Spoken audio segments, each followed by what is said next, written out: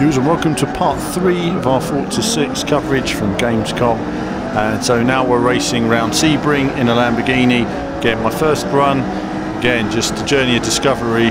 We're jumping from car class to car class, which of course makes it a bit challenging, and it's been a long time since I played Forza. So going into turn 1, back end steps out. Again, I feel like I'm driving on cold tyres. I could barely feel the car. Couldn't really get the grip in the corners that I was looking for.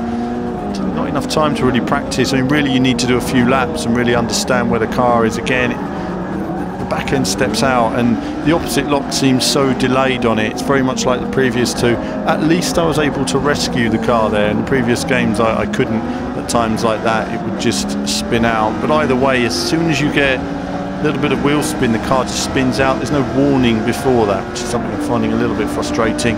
Either way, going down to a heavy braking point, racing at night, I didn't have a brake marker, so I was braking very early. I'm not using a racing line. Yes, it's there, but I tend to use visual markers. So I don't know this. I don't know. I've done hundreds of laps on the circuit, but I couldn't remember it to save my life. And when you come back to a circuit, you can't remember very well, and it's night time. It can be a bit challenging. So racing round then, just sort of really just trying to get a feel where I can, you know, seeing what the turn-in's like, and I'm going a bit slower than I would like a lot of the time. The car's moving around a bit. You can see there, just back end stepping out constantly. I just can't get on the power. I've got two options. Either I drive really smoothly, really boring and not go very fast, or two, I end up with, you know, all this opposite lock. And it's very different to how it seems to play with a controller. Certainly it seems to be easier with a controller, but either way, for me as a wheel user, it's important to try the wheel, try and see how it's moved on. As I say, it does seem to be slightly better than the previous versions, but still, you know, I'm just not comfortable with it. Just can't seem to find the grip and the handling level I would like, and the comfort. Maybe it somehow needs to communicate with me a bit sooner that whether there's traction or not. And there's something that I'm not getting in terms of the feeling of traction, but certainly it's with a controller. I certainly found it a bit more intuitive. Going into the final corner, obviously low grip there. So it's been a long time since I've been around here, but at least I remembered the core braking points.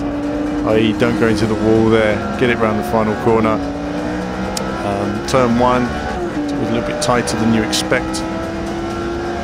So that was the end of the first lap. I had a second go. So the idea was the first lap I'd try going a bit quickly and make mistakes and maybe spin off or something, or risk it. And then the second race lap, shall I say, the second lap, and I would learn from the first lap. So I went in a bit slower into turn 1. Had a bit of opposite lock before, you know, the car slid in, didn't grip very well, so braking a bit earlier this time. Yeah, braking earlier than I need to there, but the AI still slowed down an awful lot more than I was expecting there. Squirt of power here. Down again. I had some opposite lock there again, so again, just gently on the power. I'm not really feeling like I can push. Now I was braking too early down this section before, so I was thinking I'll brake a little bit later. Brake a bit too late this time, unfortunately. Again, with such limited time on these games, you know, you move from game to game. You know, after this I was playing Skylanders, so it's a bit of a difference when you go from game to game at these shows. Punted a couple of people off there, or a couple of AI cars, but that's alright. They were going a bit slow anyway. The AI has been interesting in terms of its speed, speeding up and slowing down a bit. Again, these braking points, I'm not always certain where the braking point is. I would rather brake too early for the corner than brake too late. So yeah, generally in the feeling that I'm getting, obviously visually looks really nice, but in terms of handling, you know, this opposite lock situation you see there slows you down so much. It should be a quick correction. It should be something where you feel grip from the tyres, you feel you're able to work the car and go with it. I just don't feel like that. I feel like I'm sort of disconnected from the road, and as good as the physics may be, it's just not communicating to me in terms of the steering input. I know a lot of people have noticed the lag. There is a lot of lag. I mean, visually you could see off camera there was a lot of steering input lag.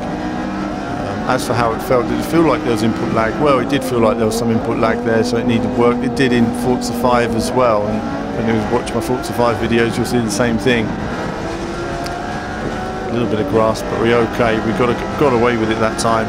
So down to the final corner. That was a quick run of the Sebring circuit. We've got another couple of videos on Forza to come, one which is going to be looking through the GoPro I was wearing, nausea generating stuff, and we've got another one which is going to just me talking a bit more about the handling, just telling you a bit more feedback what I analysed and got out of this run. But that's it from me for now.